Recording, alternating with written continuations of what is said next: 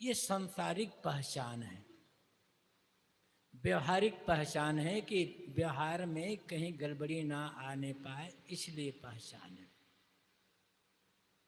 लेकिन ये पहचान बदल जाती है, आदमी खुद बदल देता है। आज यहाँ रह रहे हो, किसी कारणवश बाहर जाना पड़े तो आपका पता बदल जाएगा। जो काम कर रहे हो काम छोड़ दो तो पेशा बदल जाएगा। आदमी की असली पहचान उसके अच्छे बुरी कर्म। हमारे जो जीवन है कर्ममय जीवन है, कर्म प्रधान। कर्म प्रधान विश्व रचि राखा, जो जस करहि सो तस फल चाखा। ये मानस की चौपाई आपने अनेक बार पढ़ी होगी और आपको याद भी होगी। महत्व यह नहीं है कि आप काम क्या करते हो। देवियों की तरफ तो जगह बिल्कुल ही नहीं है। ये देवता लोग थोड़ा थोड़ा आगे बढ़ जाए ना, और ऊपर जो बैठे हैं वो लोग भी थोड़ा थोड़ा सट कर बैठे, थोड़ा पतला हो जाओ कुछ समय के लिए और वो जगह मिल जाएगी।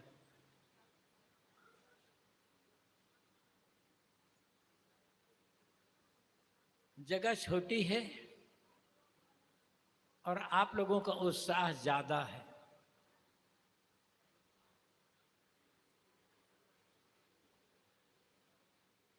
जगह कितनी भी छोटी क्यों ना हो, आपका उत्साह कम नहीं होना चाहिए, उत्साह छोटा नहीं होना चाहिए, आपका मन छोटा नहीं होना चाहिए, और आपकी भावना और आप की जो भक्ति है ये छोटी नहीं होनी चाहिए। जगह तो छोटी बड़ी होती रहती है परिस्थिति के अनुसार से। उत्साह छोटा हो गया, भावना छोटी हो गई, तब जीवन में कभी विकास नहीं हो पाएगा। इसलिए अपने हौसले को सदैव बुलंद बना करके रखना और किसी भी बात को लेकर अपने मन को छोटा मत होने देना। आदमी धन से बड़ा नहीं होता है, आदमी मन से बड़ा होता है, कर्म से बड़ा होता है और अपने चरित्र से बड़ा होता है। किसी के पास धन ज्यादा भी हो लेकिन मन छोटा है तो सही अर्थों में बड़ा आदमी नहीं है। और एक बार और याद रखना, फिर अपनी बात कहूंगा मैं आगे। मकान भले छोटा हो आपका, दिल छोटा नहीं होना चाहिए। मकान छोटा हो और दिल बड़ा हो तो छोटे मकान में भी बहुतों को जगह मिल जाएगी। मकान बड़ा हो और दिल छोटा हो तो बड़े मकान में भी किसी एक मुसाफिर को, किसी विपत्ति के मारे आदमी को जगह नहीं मिल पाती है। आज हमारे समाज की स्थिति क्या हो रही है, पहले सोचो। आज से 40-50 साल पहले गांवों में मकान प्रायः मिट्टी के हुआ करते थे और छोटे हुआ करते थे। लेकिन मिट्टी के कच्चे और छोटे मकान में ज्वाइंट फैमिली, संयुक्त परिवार रहता था। 8, 10, 12, 15 लोग बड़े आराम से रह लिया करते थे। किंतु आज गांव में भी मकान बड़े बड़े बनने लगे हैं। और बड़े मकान में भी अब जॉइंट फैमिली का प्रचलन खत्म हो गया है, बात थोड़े लोग रहते थे। हमने विकास तो किया, हर क्षेत्र में काफी कुछ डेवलप हुआ है, शिक्षा के क्षेत्र में और क्षेत्र में सब कुछ विकास किया है, लेकिन आंतरिक क्षेत्र में जो विकास होना चाहिए था वो विकास नहीं हो पाया। मैं कह रहा था पहले मकान मिट्टी के और कच्चे हुआ करते थे, कमरे छोटे छोटे होते थे, मकान छोटे होते थे, लेकिन छोटे मकान में भी कई लोग एक साथ रह लेते थे। किंतु आज पक्के और बड़े मकान में भी 4-6 लोगों का एक साथ रहना कठिन होता जा रहा है। क्यों? क्योंकि पहले मकान भले छोटे होते थे, लोगों का दिल बड़ा होता था। आज मकान भले बड़े हो गए हों, लोगों का दिल छोटा हो गया है, और छोटा दिल बना करके आदमी कभी सही अर्थों में सुखी नहीं हो सकता है। इसलिए मकान भले छोटा हो, दिल बड़ा रखो, मन को बड़ा रखो, सोच को बड़ी रखो। दिल बड़ा है, मन बड़ा है और सोच बड़ी है, तो छोटी जगह में, छोटे मकान में भी बड़ी प्रसन्नता के साथ जीवन जी सकते हो। बात बहुत सामान्य है, लेकिन बहुत काम की चीज है। एक गांव के बाहर एक बगिया जैसी थी। एक बगिया में एक व्यक्ति, उस बगिया में एक व्यक्ति छोटी सी कुटिया बना करके रहते, बहुत छोटी, इतनी छोटी कुटिया थी कि केवल एक आदमी के सोने भर की जगह थी वहां पर। चौड़ाई भी बहुत थोड़ी, लंबाई भी एक आदमी के सोने भर की। बरसात का महीना, बाहर जोरों की बरसात हो रही थी और बड़ी तेज आंधी चल रही थी। उसी समय रास्ता का भूला भटका एक मुसाफिर वहां से गुजरा, देखा कि हाँ एक छोटी एक कुटिया है। दरवाजा खटखटाया, अंदर जो आदमी था वो लेटा हुआ था कि भाई क्या बात है? कि भैया बहुत बाहर बहुत जोरों की बरसात हो रही, बड़ी तेज आंधी हो रही है, रात अंधेरी है, कहीं सहारा की जगह नहीं है, यदि आप मुझे सहारा दे दो तो। भीतर आदमी था, वो तो एक ही आदमी सोने भर की जगह थी, लेटा हुआ था। कहा कोई बात नहीं, मेरी कुटिया में एक आदमी के खड़े भर, एक आदमी सोने भर की जगह था, लेकिन 2 आदमी बैठ करके रात गुजार सकते हैं। भले सोने के एक आदमी के, लेकिन बैठने के 2 आदमी बैठने की जगह हो जाएगी। अंदर घुसा, सोया हुआ आदमी उठ गया, बैठ गया, वो भी आकर बैठ गया। थोड़ी देर के पश्चात फिर दरवाजा खटखटाया गया, दरवाजा खोला गया। क्या हुआ?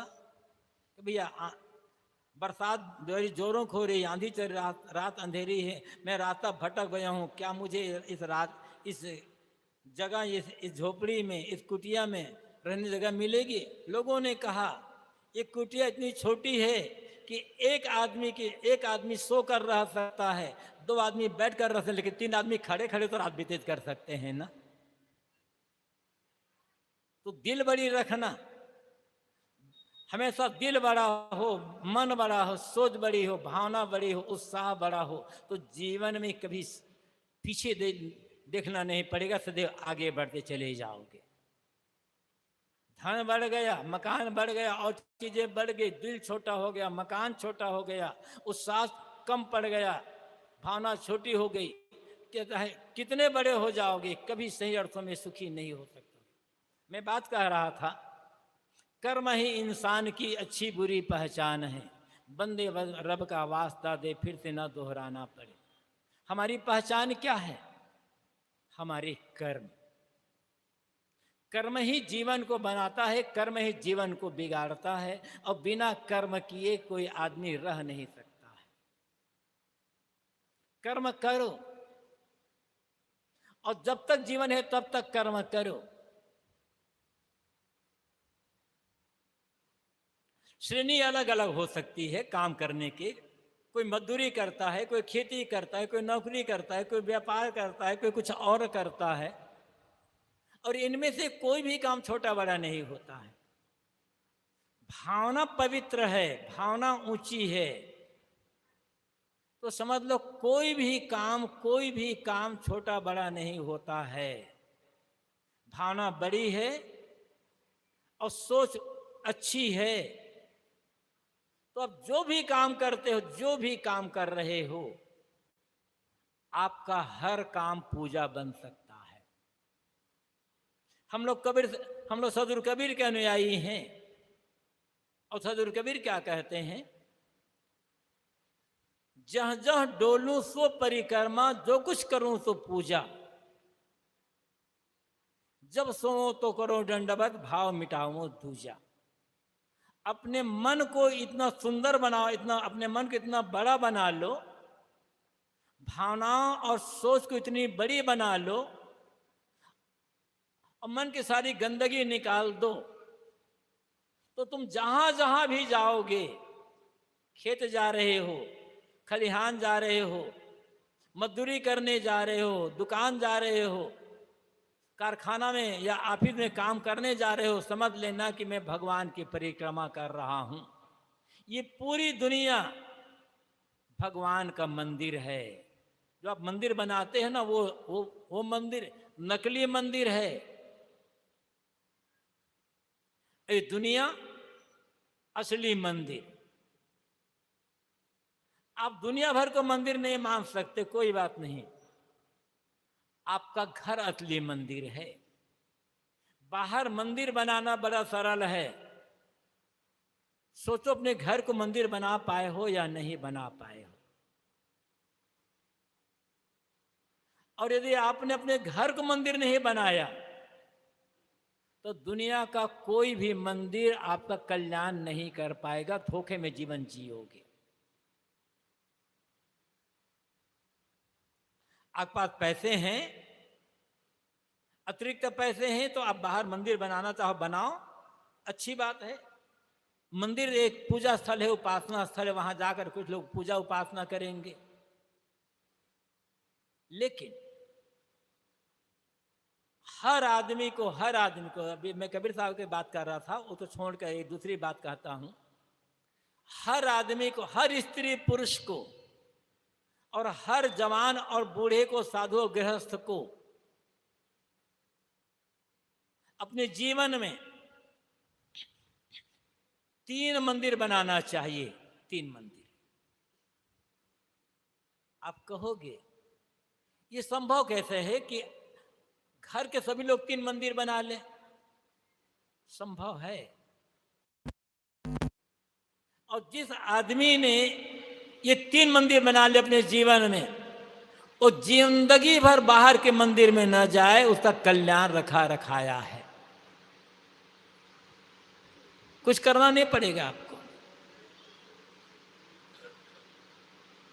आप ये भी प्रश्न कर सकते हो, साहब आप कह रहे हो कि 3 मंदिर बनाओ, हम तो मजदूर आदमी हैं, हम तो छोटे किसान आदमी हैं, हमें 3 मंदिर का, हम तो एक मंदिर भी नहीं बना सकते। जिस मंदिर की बात मैं कह रहा हूं, उस मंदिर को बनाने में आपका 1 पैसा भी खर्च नहीं होने वाला है। बस बिना पैसे के मंदिर बनेगा। पहला मंदिर आपका घर, दूसरा मंदिर आपका जीवन, और तीसरा मंदिर आपका मन। अब घर मंदिर कैसे बनेगा? घर मंदिर बनेगा सेवा से, प्रेम से, आदर से, मीठी वाणी से, मीठा व्यवहार से। सुबह उठो, हर स्त्री पुरुष को चाहिए, हर स्त्री पुरुष को जो जो समझदार हो, चाहे जो बातों को समझने लायक हो चुके हैं, अनपढ़ हो, पढ़े लिखे हो, धनी गरीब हो, आप सुबह उठो और उठ करके 5 मिनट भीतर में बैठ जाओ और गंभीरता से सोचो, सच्चे दिल से, कि मेरा घर एक मंदिर है और घर में जितने सदस्य हैं, स्त्री पुरुष, उम्र कुछ भी हो, रिश्ते कुछ भी हो, ये देवियां क्या बात है भाई, सब इतने सड़ गए हैं ये देवियां कि आगे पीछे टस मस करना बड़ा मुश्किल हो रहा है। बस आधा घंटा, हम तो कूलर में बैठे हुए हैं, आप लोगों को धन्यवाद है, इतनी गर्मी में इतनी सड़ कर बैठे हुए हो। इसीलिए तो नारियों को धरती की उपमा दी गई है। धरती माता सब कुछ को सहन करती, सबको पालती पोसती है। ये माँ भी धरती माता, ये नारियाँ भी धरती माँ के समान हैं, सब कुछ को सहन करने वाली। मैं ये कह रहा था,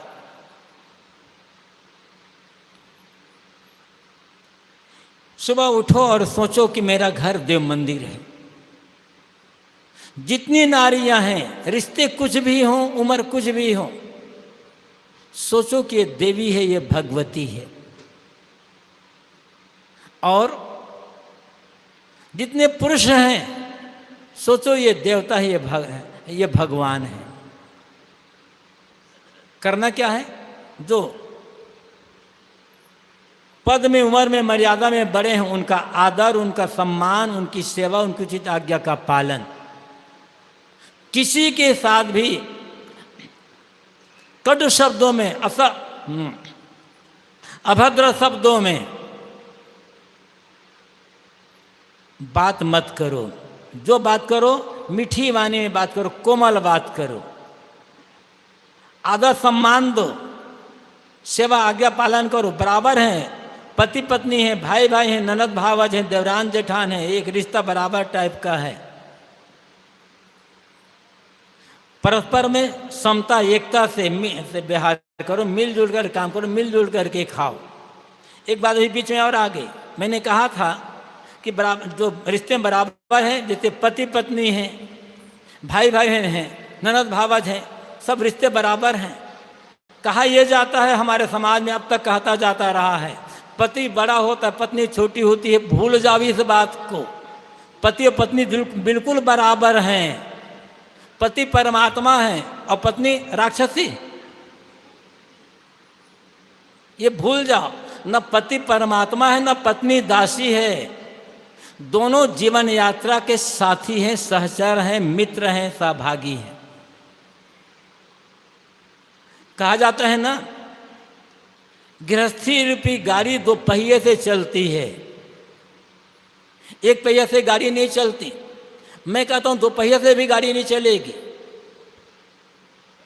एक गाड़ी ले आओ, आपके बाहर में बाइक खड़ी हुई होगी, ले आओ बाइक को, उस बाइक में 1 पहिया लगा दो साइकिल का, 1 पहिया लगा दो स्कूटर, चला करके दिखलाओ, चलेगी गाड़ी आपकी बाइक? कब चलेगी? दोनों पहिए बराबर हों। इसी प्रकार से गृहस्थी की गाड़ी तभी बराबर चलेगी जब पति पत्नी दोनों का दर्जा बराबर होगा, दोनों में मित्रता होगी, तब चलेगी। इसलिए जितने पुरुष लोग बैठे हैं, अपने दिमाग से बात निकाल दो, हम पति, हम बड़े हैं। नहीं, बड़े नहीं हो, बराबर हो।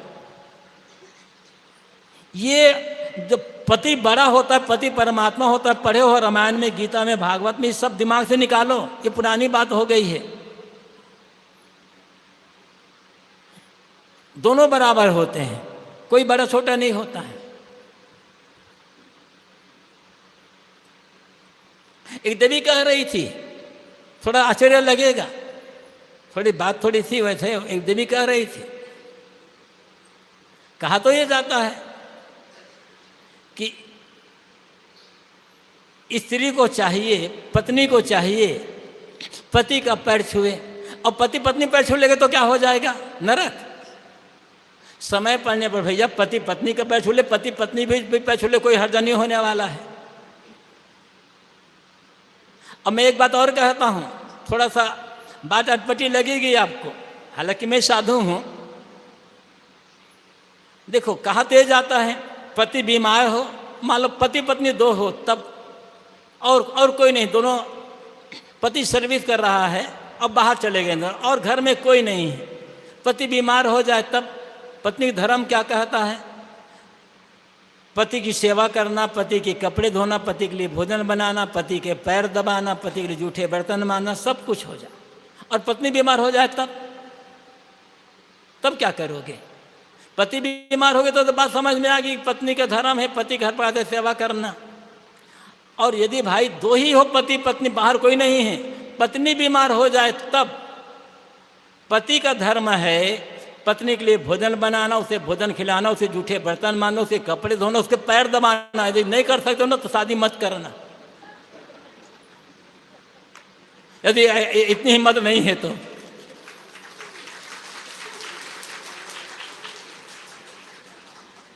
तो दोनों बराबर हैं, कोई छोटा बड़ा नहीं है इसमें। बात में मैं मूल प्रसंग पर आ रहा हूं। तो घर में जितनी नारियां हैं सब देवी हैं, सब भगवती हैं, जितने पुरुष हैं सब देवता भगवान हैं, आदर सम्मान। आज देखो 30 मार्च आज से नवरात्र प्रारंभ हो रहा है, चैत का नवरात्र, नया साल लगा है आज। और नवरात्र में दुर्गा की पूजा की जाती है, साक्षात दुर्गा बैठी हैं सामने।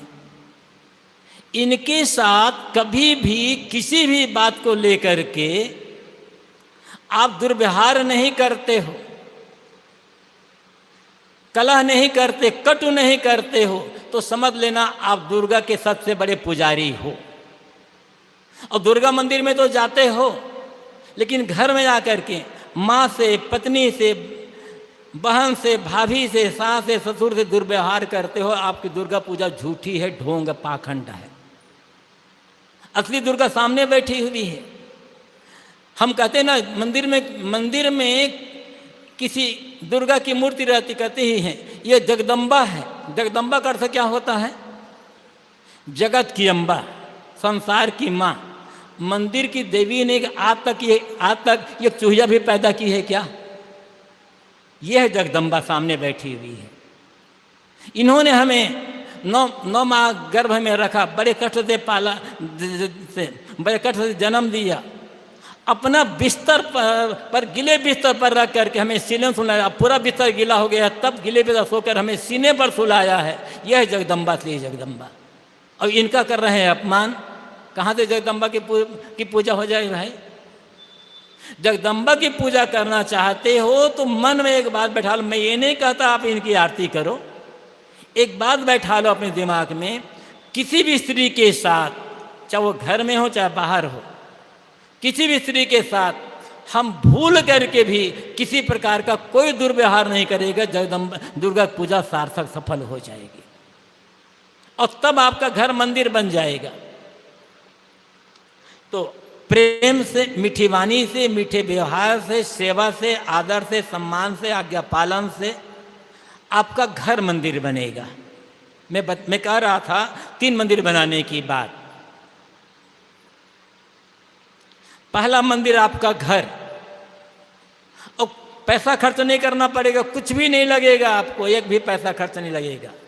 प्रेम, सेवा, आदर, सम्मान, मीठी वाणी, मीठा व्यवहार, एक दूसरे के साथ समता, एकता का व्यवहार, आपका घर मंदिर बना। और फिर दूसरा मंदिर आपका जीवन। आपका जीवन, हमारा जीवन, हर व्यक्ति का अपना जीवन। दूसरा मंदिर ये कैसे बनेगा मंदिर? अच्छे कर्म से, अच्छे चरित्र से, अच्छे आचरण से। अभी सुन रहे थे ना कि कर्म ही आदमी की, इंसान की अच्छी बुरी पहचान है। कर्म मतलब क्या है?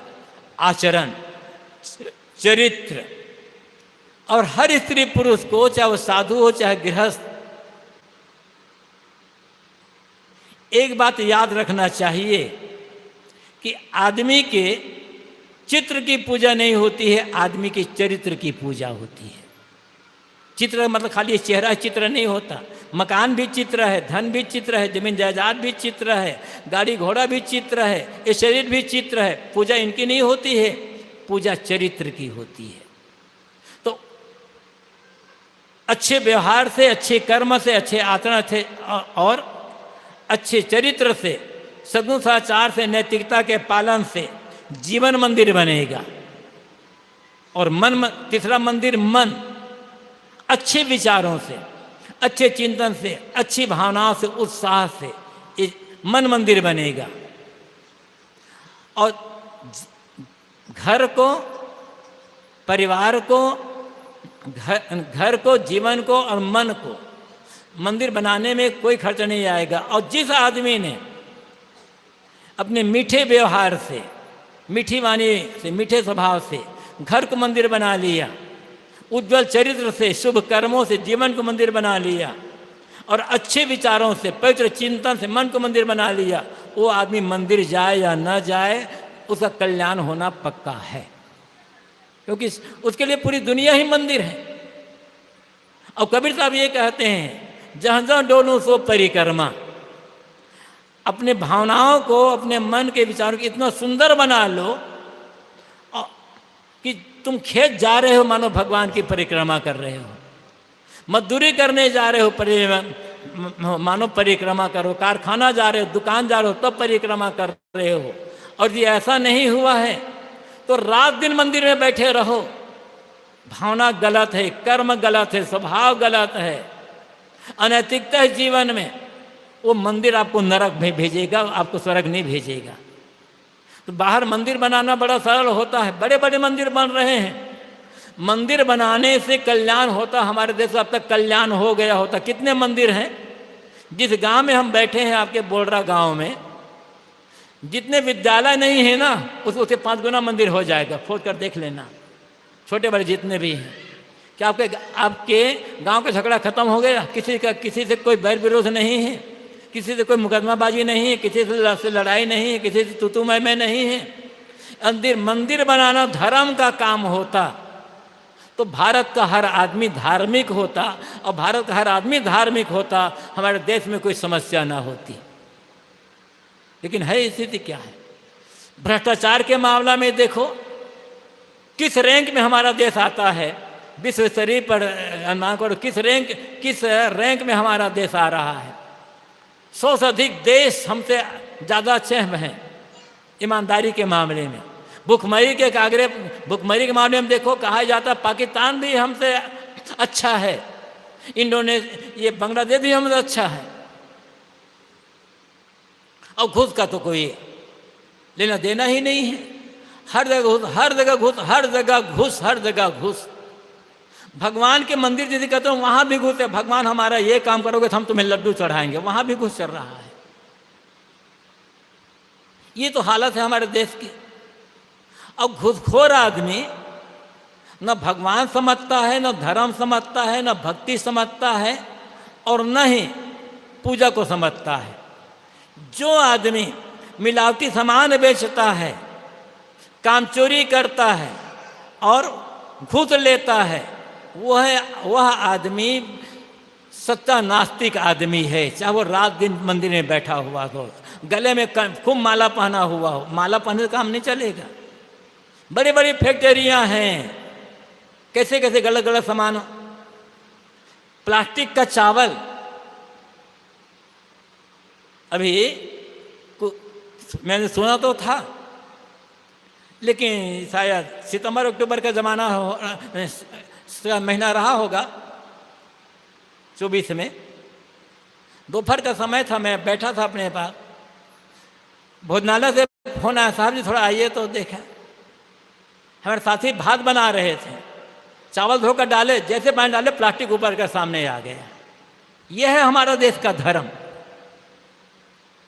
दवाई में मिलावट, खाद में मिलावट, जहर तक में मिलावट। और जब भगवान में मिलावट है तो और किसी बात में क्या कहोगे? हर जगह मिलावट। और फिर हम कहते हैं हम बहुत बड़े धार्मिक हैं, न सत्संग काम आएगा, न धर्म काम आएगा, न पूजा, न भक्ति, कुछ काम नहीं आने वाला है। धोखे में मत रहना। सदगुरु कबीर क्या कह रहे हैं?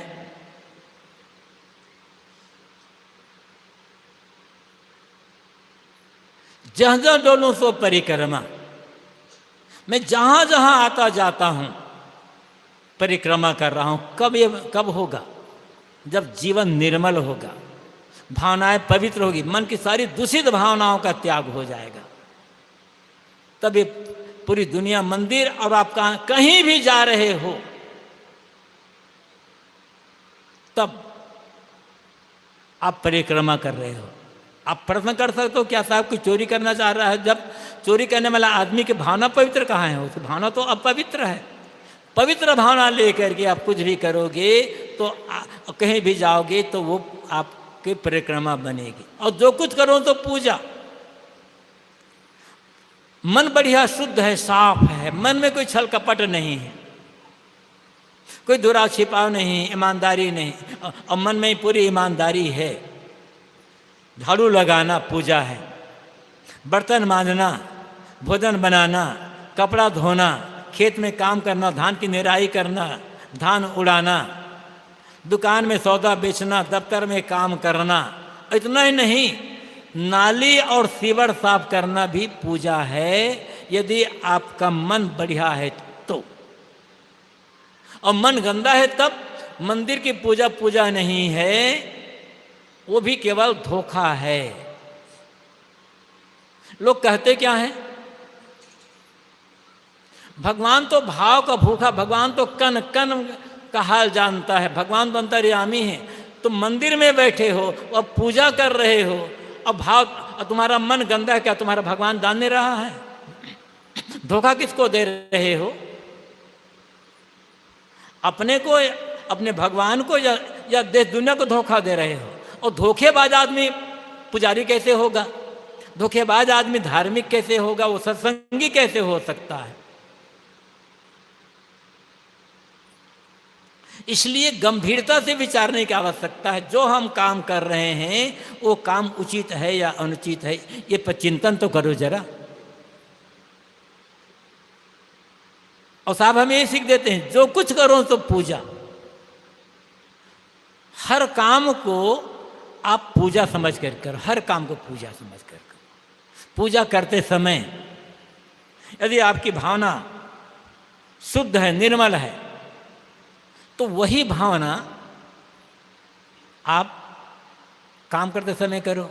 मान लो आप मंदिर में पूजा करने गए, 10 मिनट, 15 मिनट, आधा घंटा आपने पूजा की। पूजा करने के बाद मंदिर में बैठे नहीं रहोगे। पूजा करने के बाद आप लौटोगे घर में या दुकान जाओगे। जब आप पूजा करके मंदिर से लौटे, अपने घर में आए या दुकान में आए, और आपने देखा आपके बेटे ने, बहू ने, नौकर ने कोई काम बिगाड़ दिया है, कुछ नुकसान कर दिया है, उस बिगड़े काम को, उस नुकसान को देखकर आप एकदम गुस्से में आ गए और गाली गलौज करने लग गए। आपकी सारी पूजा मिट्टी में मिल गई। आप पूजा करने नहीं गए थे, गुस्सा कैसे करना चाहिए इसके लिए सीख लेने गए थे। अब मंदिर में पूजा किए, आप पूजा करके घर लौटे और देखा कि चाहे नौकर ही क्यों ना हो, बेटा बहू ही क्यों ना हो, कोई हो, किसी ने काम बिगाड़ दिया है और कुछ नुकसान कर दिया है। उस बिगड़े काम को, उस नुकसान को देख करके आप शांत रह गए। और जिसने काम बिगाड़ा, जिससे गलती हुई है, उसके आने पर आपने कहा कोई बात नहीं, घबराना मत, तुमने जानबूझ करके काम नहीं बिगाड़ा है, तो बिगड़ गया काम, आगे सावधानी से कहना, प्रेम से कहा। आपके मंदिर की पूजा सचमुच आपके घर के भीतर आ गई और आपका घर आपके लिए मंदिर बन गया। ये हमें और आपको करना ही होगा हर हाल में। यदि अपने जीवन सुधारना चाहते हैं, परिवार सुधारना चाहते हैं, समाज सुधारना चाहते हैं, अपने देश सुधारना चाहते हैं, ये करना पड़ेगा। ये कह सकते हो हमारे एक के करने से क्या होगा? शुरुआत तो करो। कभी चोरी करने वाला, कभी चोर सोचता है मेरे एक की चोरी करने से क्या होगा, 2-4 साथी बटोर लूँ तब होगा। दफ्तर में कोई बाबू कोई अफसर घूस लेता, सोचता है अरे मेरे एक के घूस लेने से क्या होगा, 4 आदमी बुलाता हूँ सब मिलकर घूस लेंगे, ऐसा होता है क्या? जब सारा का सारा गलत काम अकेले करते हो, छिपा करके करते हो, तो अच्छा काम अकेले करने में हर्जा क्या है? फिर शुरुआत तो करो। एक का देखा देखी फिर आगे अपना सुधारते चले जाएंगे। तो साहब कहते हैं जो कुछ करो तो पूजा, जो करो मन लगा करके करो, समर्पित होकर के करो, तो आपका हर काम पूजा। और कोई भी काम छोटा नहीं होता है, हर काम बड़ा होता है। आप चाम के जूता पहन करके छोटे नहीं होते हो, तो चाम का जूता बनाने वाला आदमी छोटा कैसे हो गया? यदि चाम का जूता बनाना छोटा है तो चाम का जूता पहनना बंद कर दो, काम छोटा नहीं है। और आप जानते हो ना कि फर्क क्या पड़ता है? एक लोहे का कबाड़ी, लोहा जगह में बेचने हैं, एक लोहे का कबाड़ी का काम करने वाला आदमी टाटा बन सकता है, काम करने वाला आदमी बाटा बन सकता है। बना नहीं बना है? बाटा में क्या बनता है? जूता ही तो बनता है ना। तो चाम का काम करने वाला आदमी यदि निष्ठापूर्वक काम करे तो बाटा बन सकता है भाई। हमारे गुरुदेव जी कहा करते थे, यदि तुम निष्ठापूर्वक मन लगा करके समर्पित हो करके मिट्टी बेचने का काम शुरू करो, केवल मिट्टी बेचने का काम शुरू करो, तो एक दिन ऐसा आएगा कि तुम्हारी मिट्टी सोना बन जाएगी। और तुम सोना बेचने का काम करते हो, परंतु उसमें निष्ठा नहीं है, समर्पण नहीं है, प्रेम नहीं है, अधूरे मन से काम करते हो, एक दिन वो आएगा आपका सोना मिट्टी बन जाएगा। क्या बेचते हो, क्या काम करते हो, ये महत्वपूर्ण नहीं है। महत्वपूर्ण है कि काम कैसे करते हो, प्रेम से कर रहे हो या आधे अधूरे मन से कर रहे हो। प्रेम से काम करने का आवश्यक, पूरा फोकस, जिस समय जो भी काम कर रहे हो पूरा फोकस उसी काम में, जो भी काम कर रहे हो पूरे अपने माइंड को एकदम कंसंट्रेट कर दो उसी जगह पर, आपका काम पूजा होगा और काम बढ़िया होगा, सफल होगा और आपके मन में एक साहस बढ़ेगा, उत्साह बढ़ेगा। यही तो कमी हमारे देश में है। हमने देवता बहुत बना लिया, भगवान बहुत बना लिया, मंदिर बहुत बना लिया, लेकिन कामचोरी कितना है हमारे देश में? हद। भाई कोई यहाँ बैठे हो तो मैं ये नहीं कह सकता हूँ। दफ्तर का टाइम है, मान लो 9 बजे दफ्तर खुलना है, जा रहे हैं 9:30 बजे, 10 बजे। विद्यालय में टीचर को पहुंचना चाहिए था 10 बजे, पहुंच रहे हैं 11 बजे। अब आजकल तो थोड़ा सा बायोमेट्रिक होने लग गया है, थोड़ा सा वीडियो बनने लग गया है, तो थोड़ा बहुत है, बना तो लिए लेकिन चुपचाप बैठे हैं, पढ़ा नहीं रहे हैं। वीडियो बना लिए, इतने बच्चे हैं, मिड डे मील का वैसा थोड़ा बना लिया, वैसा वीडियो बना के चुपचाप बैठे हुए हैं। अब भगवान के भगत हैं। बायोमेट्रिक जब दफ्तर में गए, अंगूठा लगाए, हाजिरी हो गई, और वहाँ जाकर चुपचाप कुर्सी पर बैठे हुए हैं, सो रहे हैं। भगवान के भगत है ना। भगवान की भक्ति तब तक नहीं होती है जब तक आदमी से दुश्मनी ना की जाए। ये हमारे देश का सिस्टम हो गया है। आदमी से दुश्मनी करो तब भगवान की भक्ति होगी। ये झूठी भक्ति काम नहीं आएगी भाई।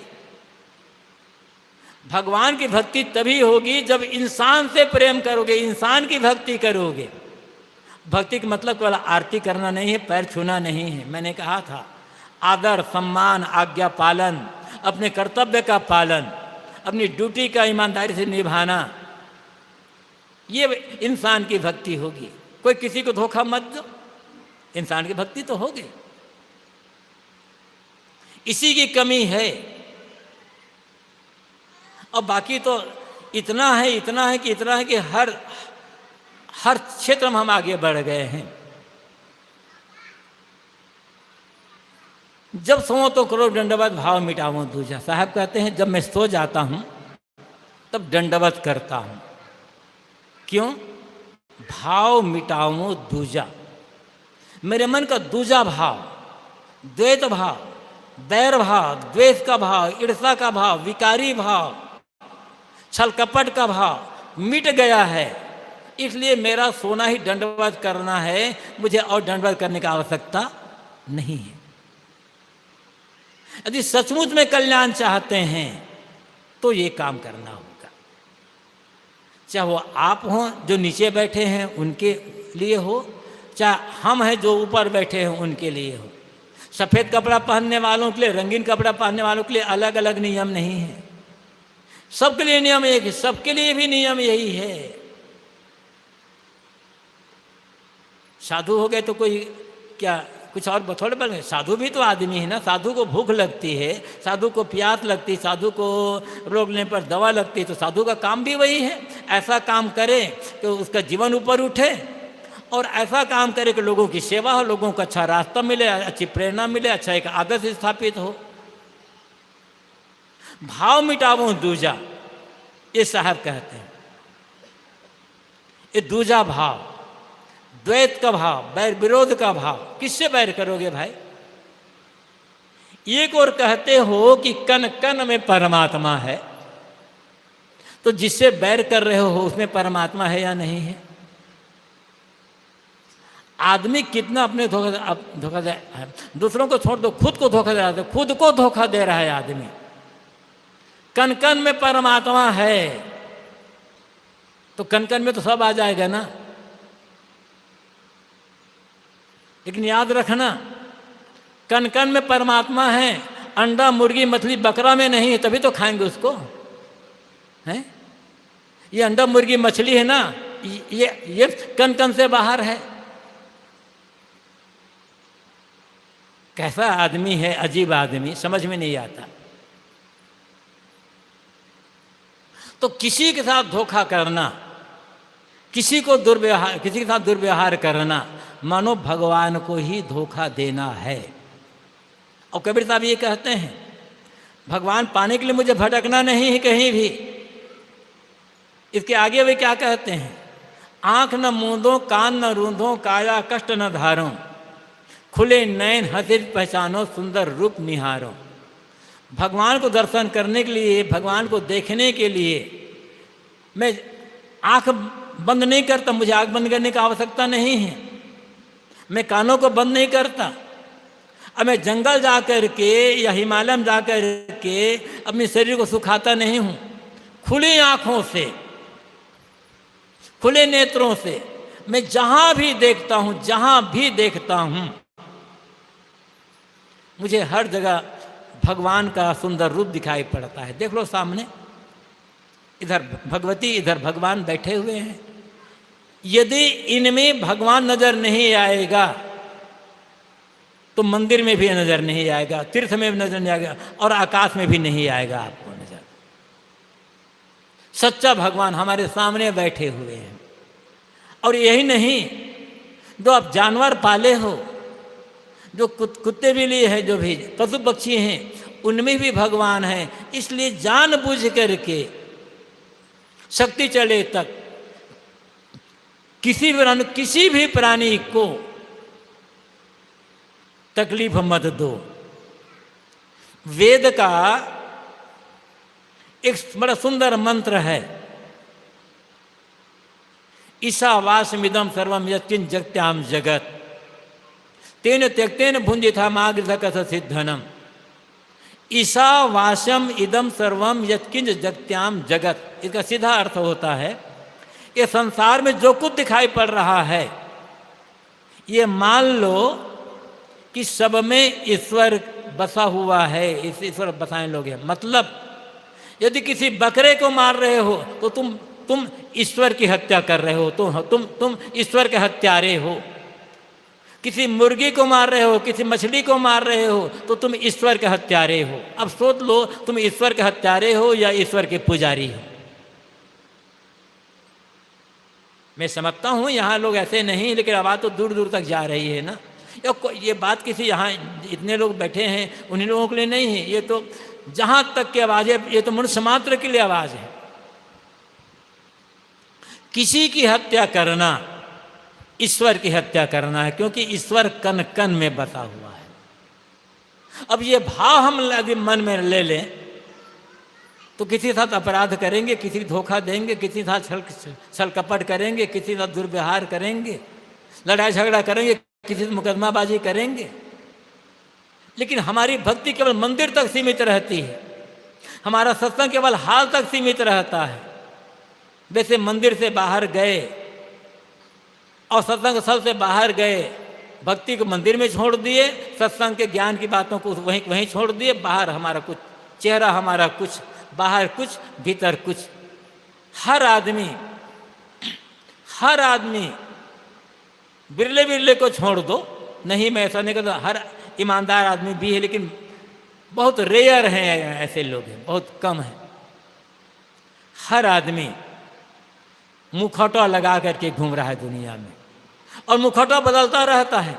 मंदिर में गए मुखौटा दूसरा हो गया, मंदिर से बाहर निकले मुखौटा दूसरा हो गया, दफ्तर में गए मुखौटा दूसरा हो गया, और कहीं और गए तो मुखौटा दूसरा हो गया। कितना मुखौटा आदमी, इतना मुखौटा लगाना सीख लिया है कि हद क्या करना है। ये मुखौटे बदलने में आदमी इतना महारत हासिल कर लिया है कि इंसान का असली मुखौटा क्या है भूल गए हैं लोग, पहचान में नहीं आता है।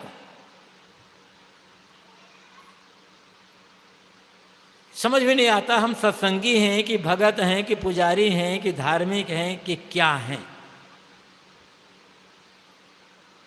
ऋषि क्या कर रहे हैं, कबीर साहब ये कह रहे हैं, ईशावास्यम इदम सर्वम यत्किंच जगत्याम जगत। संसार में जो कुछ भी है सब में ईश्वर बसा हुआ है।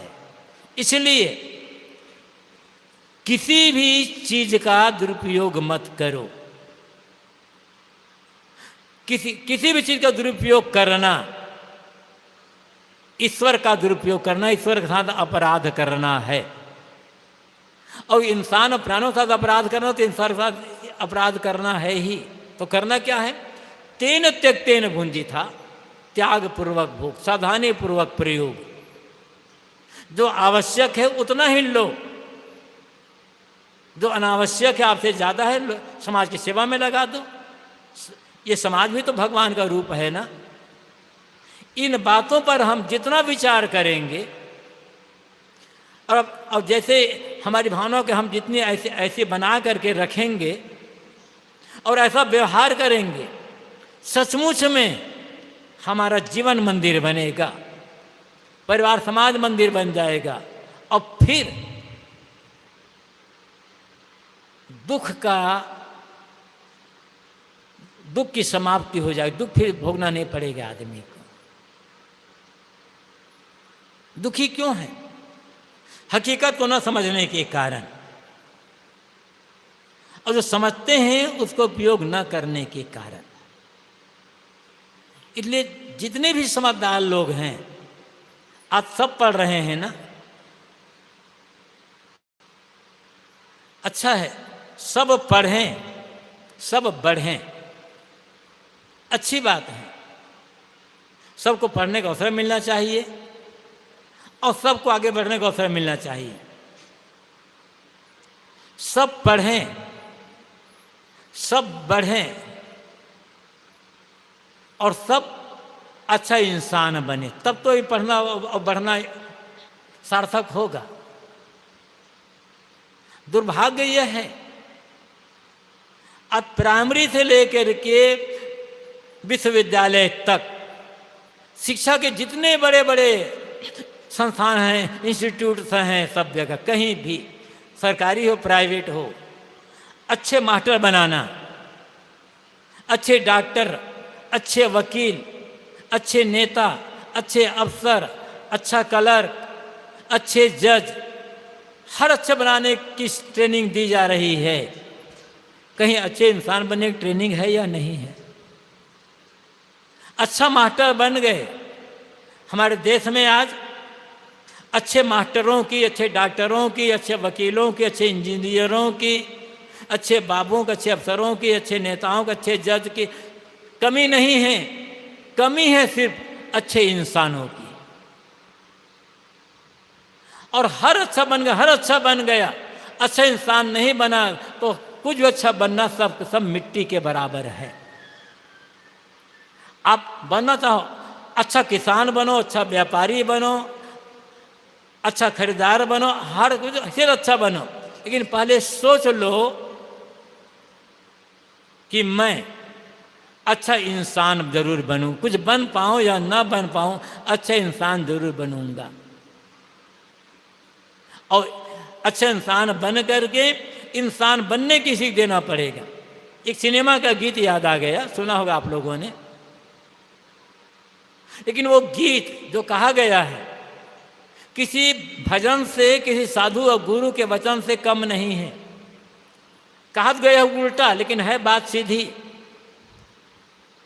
बस यही अपराध मैं हर बार करता हूं, कहने वालों ने कहा है, बस यही अपराध मैं हर बार करता हूं, आदमी हूं, आदमी से प्यार करता हूं। बस इतने में सब कुछ हो जाएगा। आदमी से आदमी का प्यार करना अपराध नहीं है, यही तो भजन है, यही तो धर्म है। जिस दिन आदमी भगवान से प्यार करने को छोड़ करके आदमी से प्यार करना शुरू कर देगा ना, उसी दिन पूरी दुनिया में धर्म का राज्य हो जाएगा। इसलिए आदमी का आदमी से प्यार करना, आदमी से आदमी के साथ नैतिकता, ईमानदारी का व्यवहार करना, ये सबसे बड़ी भक्ति है, ये सबसे बड़ी पूजा है, सबसे बड़ा सत्संग है, सबसे बड़ा धर्म है। और ये केवल कबीर साहब सीख नहीं है, दुनिया में जितने भी महापुरुष हुए हैं, किसी भी मत पंथ संप्रदाय के, हर गुरुओं की, हर महापुरुषों की यही सीख है। दुर्भाग्य यह है हम अपने महापुरुषों की वंदना करते हैं, पूजा करते हैं, आराधना करते हैं, भक्ति करते हैं, किंतु उनकी बातों को मानने का काम नहीं करते। महापुरुषों को मानते हैं, महापुरुषों का नहीं मानते हैं, ये तो गड़बड़ी है। महापुरुषों को भले ना माने, महापुरुषों ने जो कहा है उनको माने, जीवन सुधर जाएगा। और इसी जीवन में हम अपना कल्याण का काम करते हुए दुनिया की थोड़ी सेवा भी कर सकेंगे। रास्ता यही है, इसके अलावा कोई और रास्ता नहीं है। सत्संग समारोह का आज तीसरा दिन, ये तीसरे दिन की पहली सभा, मैंने कुछ निवेदन किया। मेरी बातों पर थोड़ा सा विचार करिएगा कि बात मेरी मैंने जो बातें कही है सच है या नहीं है। और सच लगती है तो 1%, 2% ही सही जीवन उतारने का काम करें, ताकि मेरा बोलना, आप लोगों को सत्संग सुनना, हम आपस में मिलकर सत्संग करना, ये हमारा सत्संग करना सार्थक हो सके। आप सबको बहुत बहुत धन्यवाद, शुभकामनाएं। अपनी वाणियों को यहीं पर विराम। बोलिए सद्गुरु देव की जय, सद्गुरु कबीर साहिब की जय, सद्गुरु अभिलाष साहिब की जय, कार्यक्रम कराने वालों की जय। बहुत बहुत धन्यवाद। त्रिदिवसीय सत्संग समारोह का तीसरा दिन का पहला सत्र समापन की ओर है। समापन के पूर्व कुछ सूचनाएं।